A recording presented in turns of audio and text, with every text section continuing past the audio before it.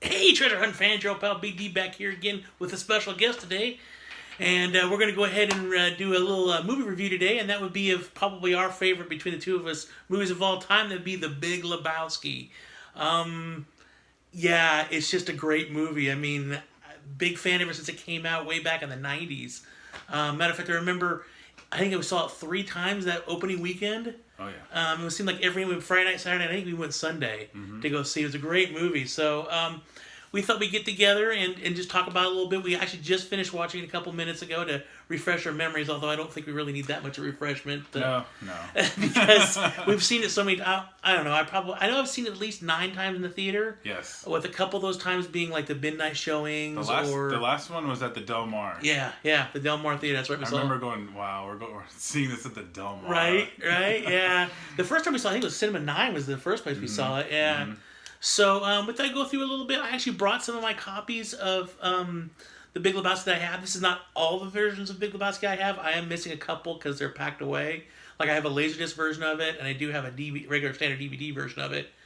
I thought I had a UMD of it. The UMDs used to come with the PlayStation system, but I can't find it. So, maybe I never did get it. But I figured I'd show you a couple of things what I got. Then we talk about the movie a little bit, what we liked about it, and then we'll go from there. So, I'll do these first. So, as you all know, I'm a big fan of steelbooks. I love steelbooks. So, the first version here we got is the Big Lebowski steelbook. This is part of that comic book series that came out a few years ago. Love this one. Let's see what it is. And then I got, of course, I have the Digibook, this is the Digibook. It has a stuff inside it. You know what? There's another code. Okay. It has a bunch of stuff inside, books, stuff like that. And, actually, I kind of like that one. I never noticed it has the rug on the back. So, and then the next one is, and these are actually 2 of these. I have 2 different versions on HD DVD. Yes, that's right, HD DVD. One of these is a French version, and the other one is the American version. And I don't know if you remember, in this, with HD DVD, you didn't have to, it was no region coding with it. So you could get HDDs from wherever you want in the world and play in your player, unlike Blu-ray where it's region coded. So those, I've always liked the cover of this. It's really cool. Matter of fact, I have this very picture hanging in my hallway in my house. He framed it for me, and it's the actual theatrical poster. It's got this on there, so look at it every day. Yep. And then I have 2 pretty cool sets.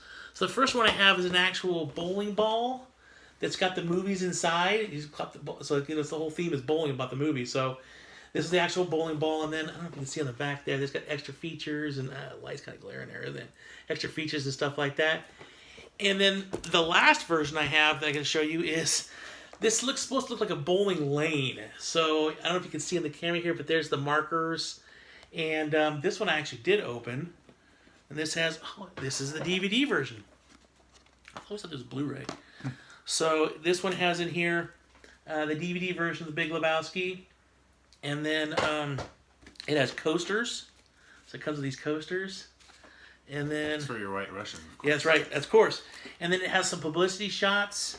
And then an actual bowling towel. It says Big Lebowski on it. So, I like to collect different versions of Big Lebowski since it is one of my all-time favorite movies.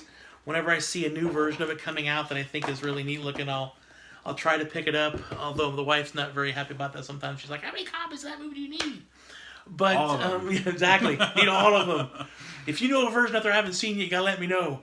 Yeah, so that's kind of what I have for the Big Lebowski. I actually have the Funko Pop of the dude, and a couple other random things at home of the Big Lebowski. I've been a big fan of it ever since it came out, and it's the reason why I like the Coen Brothers. I didn't really know them too much. I'd seen a couple of the other movies they had done before that, but this really, because it was this, and then right after this it was Oh Brother, Where Art Thou? And to me, that's the best 1-2 punch ever in movie history, because, both movies are just so well done and so much fun. But, so, like I said, we just finished watching the movie, and it had been a while. It had definitely been a while since I've seen it, but I think both of us can both say that we can quote it from beginning to end. There's literally no spot in that movie that we can't quote. And this movie has some of the best quotes of all time in it.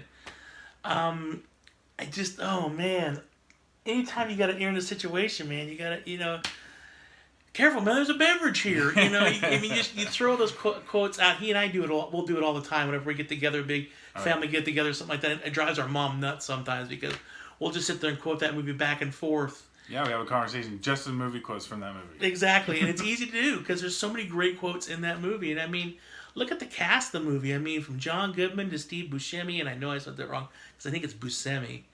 Obviously, you know, you got the dude himself, Jeff Bridges, who is a great actor to begin with, but then all the secondary characters from, you know, Philip Seymour Hoffman, who rest in peace, to Tara Reid, who ends up being in the Sharknado movies, and the one guy, I can never remember his name, but the main guy who always plays a Russian like every movie, and Flea from the Red Hot Chili Peppers, you know. See John Turturro? John Turturro, who ends up being in the next movie they do, which is old brother. Actually, he was in several of the Coen brother movies. Mm-hmm.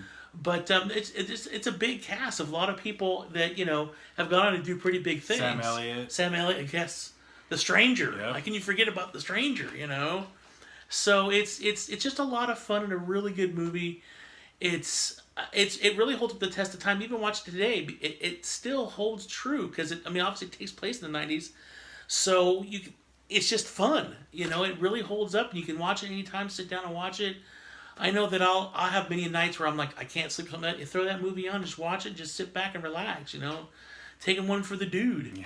You know, I mean, it's just all the times we've watched it, all the times we've quoted it, it never gets dull. It's always fun. And the Blu-ray transfer is really good. I know when we watched it there tonight, I mean, it looks really good on Blu-ray. I don't ever think I don't know if I can say never, because if somebody will probably put it out in 4K. I wouldn't doubt it. I wouldn't put it past, I wouldn't put it past these guys not to put that in 4K. So eventually that will happen, but I'm sure. But, the transfer looked really good. There's a lot of special features on the disc. Actually, we didn't watch the special features, but like a making of and like a gag reel and other things like that go into more in depth into the movie. But if you haven't seen The Big Lebowski, there's a plot to it, but it's very loose plot. Essentially, it's just about this guy who's kind of getting through life. We never really discussed kind of job he had. I mean, he's talked about jobs he had in the past, but you don't know what he's kind of doing currently. He's kind of getting through life, and all he does is bowl and just kind of hang out. And he gets involved in this weird twist and turn type situation where this other guy who has the same name as him has this trophy wife who, quote unquote, gets kidnapped, and they bring in Jeff to try to help facilitate the situation. The guy's embezzling money, and other people get involved. It's just you never know what's going to happen next because they're always introducing something new constantly throughout the whole movie to where at the end you're just like, where did we go? You know, so it's just, oh man, it's just a lot of fun and a really, really fun movie that you just can't turn away from. Then you put that movie on, you're going to sit down and watch it from beginning to end. Yep. But there's a lot of swearing though, kids. Yes, there is a lot of swearing. So yes. It's definitely an R-rated movie. There's no if and but about it. And there's a little bit of nudity in there as well. Yes, so it's definitely nothing for children. So, but that's a good one too. Yeah. That's a good point. It's that type of movie. There's definitely a lot of swearing. A lot of swearing.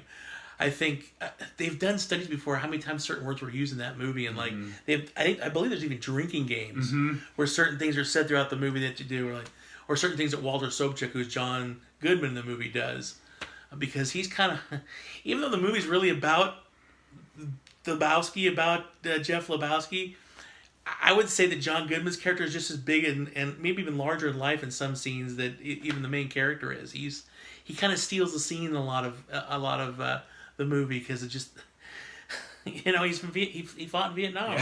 Yeah. You know, I'll tell you that a few times. Just a few times, like every scene. When you watch the movie, you notice that like every scene he mentions Vietnam, regardless of what they're talking about. Yeah. They're talking about somebody's little pinky toe, or they're talking about, you know, throwing a bag of undies off for the switch off for the deal to try to get the girl back. In every situation. Yep. Vietnam. Even at the end of the movie when he's trying to prove that guy his actual legs actually work. You know, it's like, oh, Vietnam. It's like, Vietnam. Where's this Vietnam? I mean, even what's really great is at the end of the movie. If you haven't seen, first off, if you haven't seen The Big Lebowski by now, sorry. But at the end of the movie, when he's sitting there taking Donnie's ashes and throwing them a place, and he gets all over. I mean, in his speech before he throws the ashes, he's talking about Vietnam, the people that died at Khe Song and Montauk, and Hill 364. He's right. You're like, why? What does Vietnam even have to do with this? But he's got to put Vietnam into every single situation because he fought, but he died in the muck, face down in the muck. Even the dude's like, why you always gotta talk about Vietnam, man? All the time. It's Vietnam stuff, man. So, it's just, there's never a time I've ever put that movie in where I haven't laughed. And it's in one of those movies, even if I'm depressed or if I'm like just down that day, you put that movie in and within 5 minutes you're laughing because it's just like, there's nobody, and you would think there'd be nobody out there like these clowns, but I'm sure there is because if I recall correctly, he based a couple of the characters off actual people he knew, which is kind of scary. Like, there's somebody out there like the dude who literally in the beginning of the movie writes a 69-cent check to buy some half and half at Ralph's for his White Russian. And his jellies. Always wearing his jellies. Something I noticed this time we watched around too, he never wears socks. He puts his bowling shoes on, no socks. Jellies are on, no socks. Sandals are on, nothing. He never wears socks. So, just, oh my gosh, what a movie. What a movie. But that's it. The Big Lebowski. A great movie with a great cast. It's really fun. I highly recommend it. I'm pretty sure he highly recommended it as well. If I was to give this movie a score, I'd give it 10 out of 10. I don't think that there's really, at least in my opinion, I don't think there's anything really wrong with the movie. I think the movie flows very well. It starts and it finishes. It's got a middle and everything like that. Yeah, the plot's really loose plot.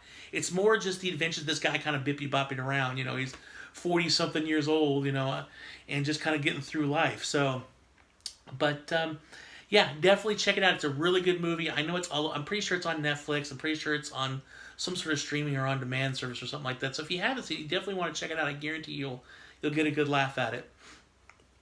But while we're saying that, before we end this thing, I'd like to get you to leave me some comments. Like, what did you guys think of The Big Lebowski? Have you seen it? Did you enjoy it? What was your favorite part? I know what my favorite parts are. And I'm pretty sure I know a good majority of what his favorite parts are, too. So leave me some comments. Let me know. If you did enjoy this video, please click the like button down below. And also, if you want to see more videos by Big D, the movie hunter, click the subscribe button and you'll get more videos, although be patient. Sometimes it takes like 3 days for him to tell you that, hey, the new video up. But that is it. I want to thank my guest here for coming on the show. This is my first guest. Hopefully I'll be able to do this again with him. And thank you all for watching. You guys are the reason why I do it. We will see you all next time. Remember, always keep hunting because you never know what you're going to find. Live long and prosper. Bye.